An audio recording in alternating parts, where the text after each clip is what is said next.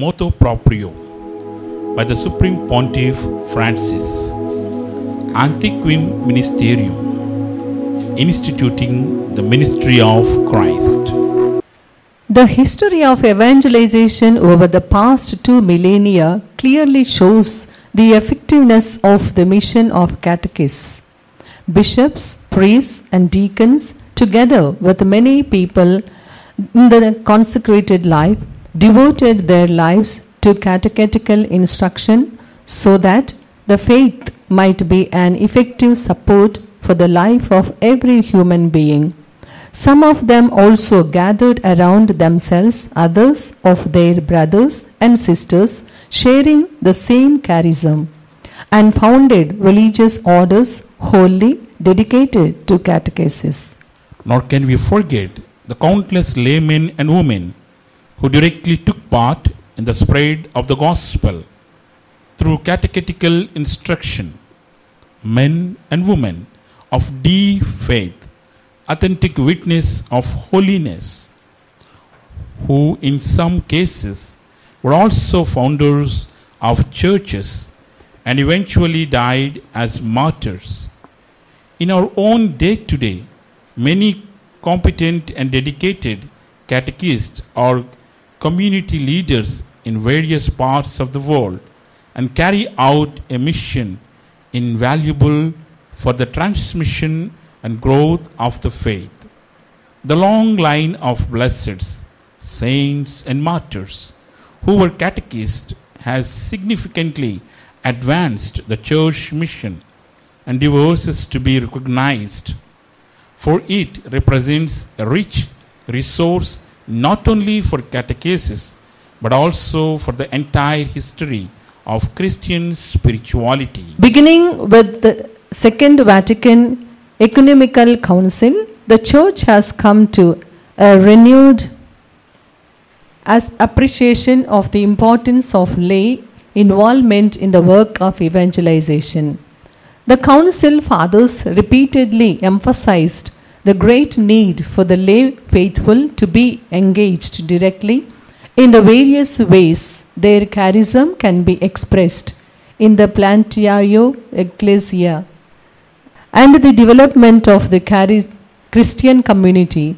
Worthy of praise too is that army of catechists, both men and women, to whom missionary work among the nations is so indebted, who imbued with the apostolic spirit make an outstanding and absolutely necessary contribution to the spread of the faith and the church by their great work.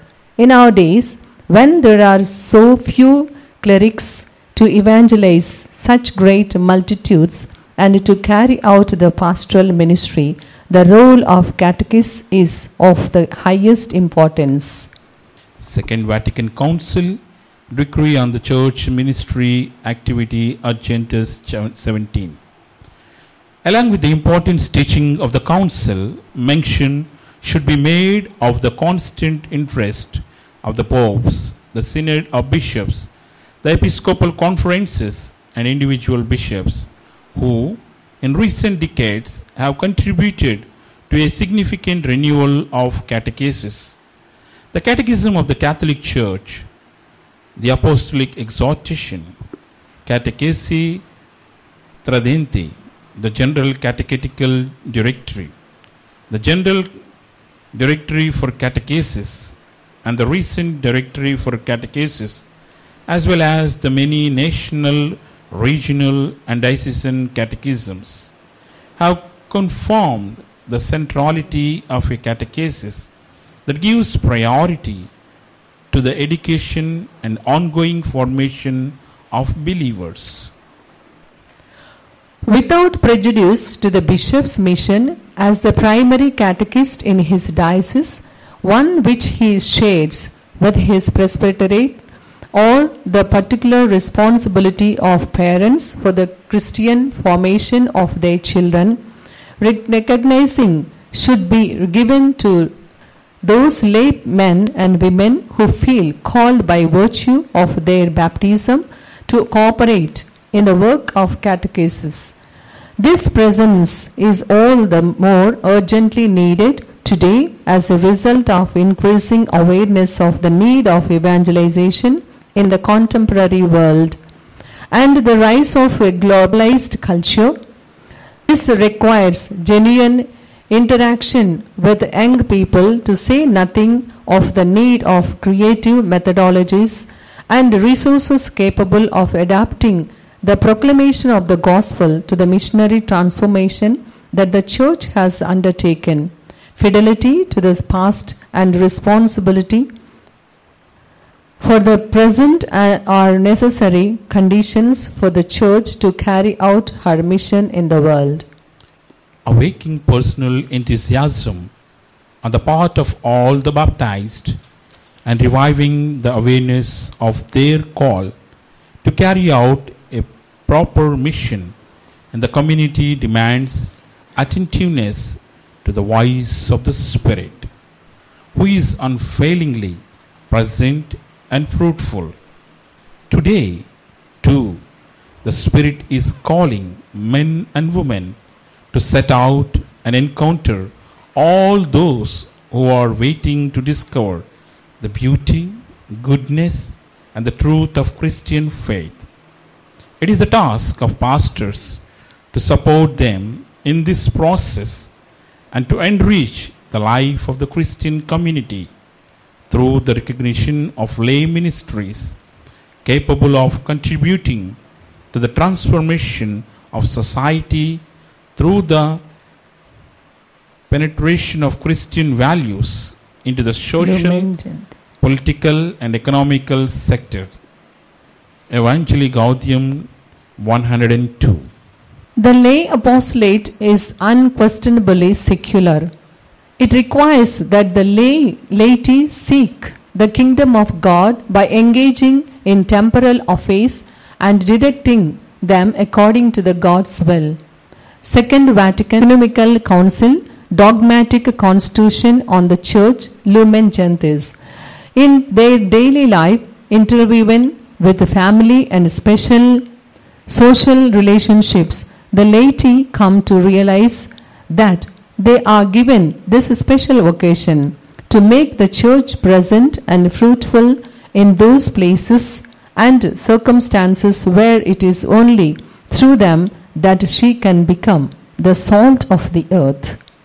We do well to remember, however, that in addition to this apostolate, the laity can be called in different ways to more immediate cooperation in the apostolate of the hierarchy, like those men and women who helped the Apostle Paul in the gospel, working hard in the Lord.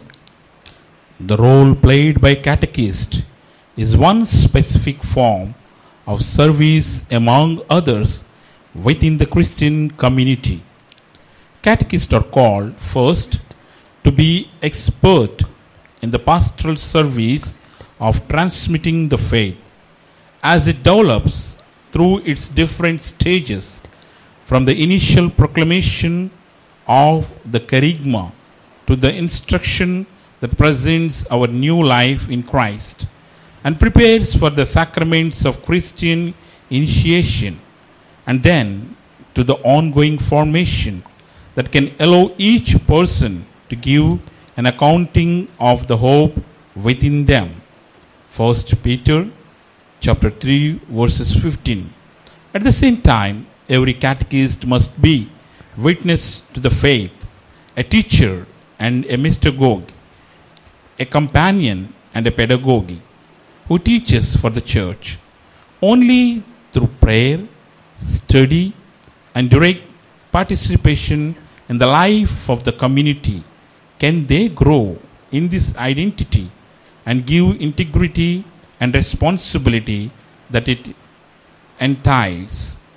Pontifical Council for the Promotion of the New Evangelization, Directory for Catechesis 113.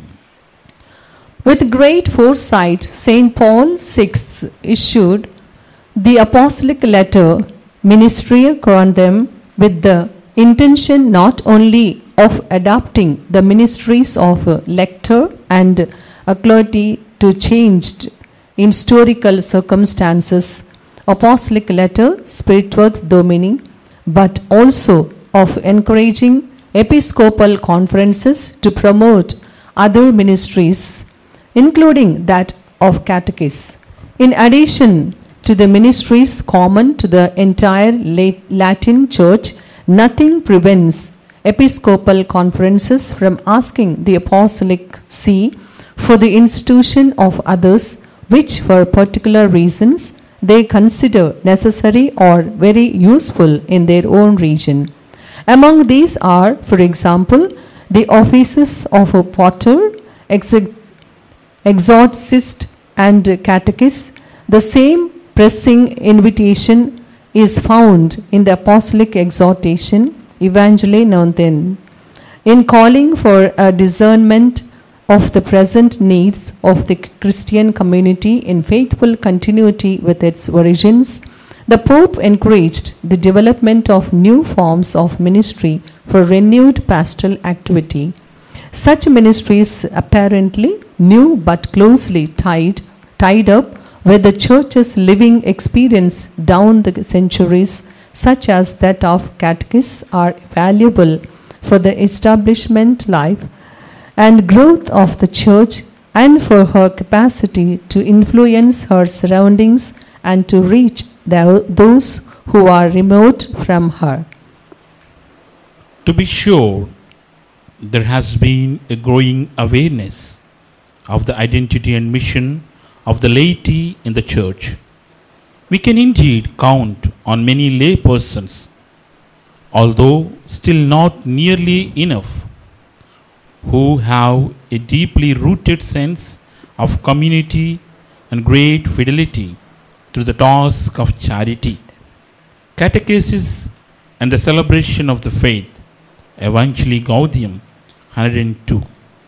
It follows that the reception of a lay ministry, such as that of catechist, will emphasize even more the missionary commitment proper to every baptized person, a commitment that must, however, be carried out in a fully secular manner, avoiding any form of clericalization.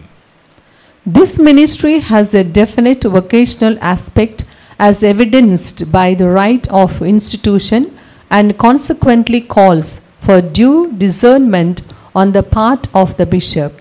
It is in fact a stable form of service rendered to the local church in accordance with the pastoral needs identified by the local ordinary, yet one carried out as a work of the laity, as demanded by the very nature of the ministry.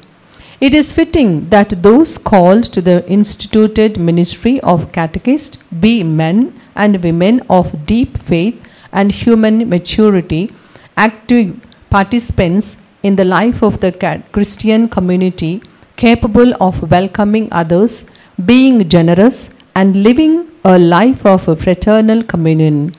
They should also receive suitable biblical, theological, pastoral, and pedagogical formation to be competent communicators of the truth of the faith, and they should have some prior experience of catechesis. It is essential that they be faithful co-workers with priests and deacons, prepared to exercise their ministry wherever it may prove necessary and motivated by true apostolic enthusiasm. Therefore, after having taken all things into consideration and by apostolic authority, for Francis established the lay ministry of catechist, the Congregation of Divine Worship and the discipline of the sacraments will soon publish the rite of initiation of the lay ministry of catechist. I invite episcopal conferences to render effective the ministry of catechist, determining the necessary process of formation and the normative criteria for admission to this ministry and devising the most appropriate forms for the service which these men and women will be called to exercise in conformity with the content of the apostolic letter. The Synod of the Oriental Churches or the assemblies of hierarchies may adopt what is established here for their respective churches sui juris in accordance with their particular law. Bishops should make every effort to comply with the exhortation of the Council of Fathers. Pastors know that they were not established by Christ to undertake by themselves the entire saving mission of the Church to the world.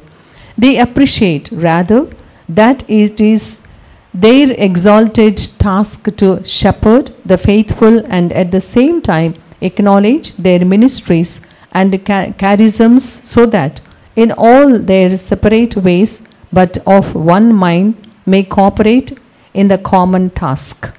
May the discernment of the gifts that the Holy Spirit never fails to grant to the Church sustain their efforts to make the lay ministry of catechists effective for the growth of their communities. For Francis ordered that what has been laid down by the apostolic letter issued motu proprio have firm and stable effect. Anything to the contrary, notwithstanding, even if worthy of special mention, and that it be promulgated by publication in La Salvatore Romano, taking effect that the same day, and published thereafter in the official commentary of the Acta Apostolica Sedis, given in Rome at St. John Lateran on the 10th day of May in the year 2021, the liturgical memorial of St. John of Avila, priest and doctor of the Church,